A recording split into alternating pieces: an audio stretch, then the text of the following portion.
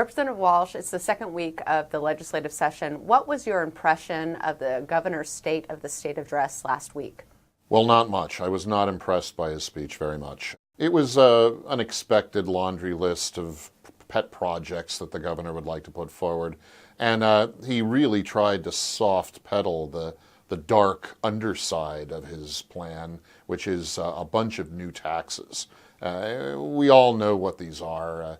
The carbon tax, his latest sort of zombified iteration of the carbon tax, an increase to the B&O tax for targeted, really kind of in a nasty way, at a few particular industries, increase on the real estate excise tax, which is a fee that you see when you buy or sell a house or any kind of property, and of course, kind of the nastiest piece of the whole thing is the capital gains income tax, which the governor and some of his supporters are trying to argue isn't really an income tax, which is a weak argument.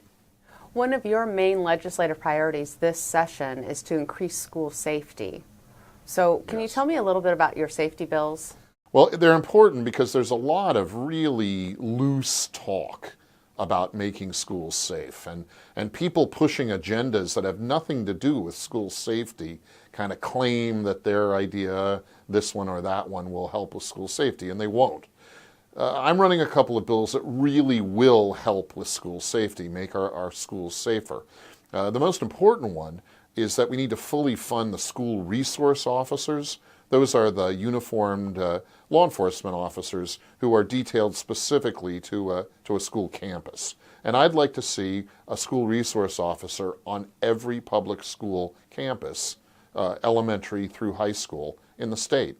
Now, that's not going to be cheap. It's going to be expensive, but I think it's the best thing, the most practical thing we can do soonest to really make our schools more safe and more secure. I've got a couple of other bills that will help too in practical ways.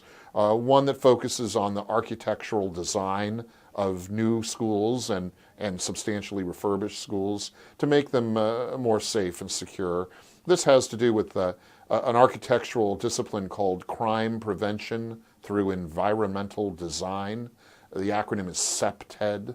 And CPTED is just basically a toolkit of design elements that use lines of sight and access control in design, in the architectural design of a school, to make them more secure and more easily managed for security. And then finally, I have what's probably the most controversial bill, which is to relax some of the restrictions on school employees from concealed carrying firearms on campuses. This gets boiled down sometimes into saying that we want to arm teachers. That's not really the focus of the bill. Really, what I'd like to see is administrative staff and maybe even some of the physical plant staff have the option to concealed carry, because I think they know the school's facilities best, know where the sort of points of vulnerability are on a school campus, and I'd like to see them have the option of concealed carrying to protect the students and keep the school safe. And you're also sponsoring a database privacy bill. Can you tell us a little bit about that? In terms of broad policy issues this session, my biggest priority may be privacy, protecting people's privacy.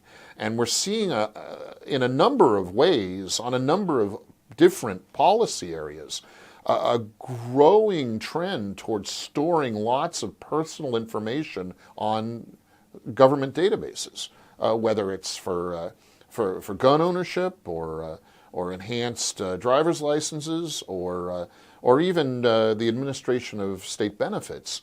There's this growing database universe where different agencies are keeping our information. Personally identifying information is the term of art, and that's really concerns me. I think we need to keep pretty clear, strict guidelines on how much personal information state agencies can gather and keep on all of us.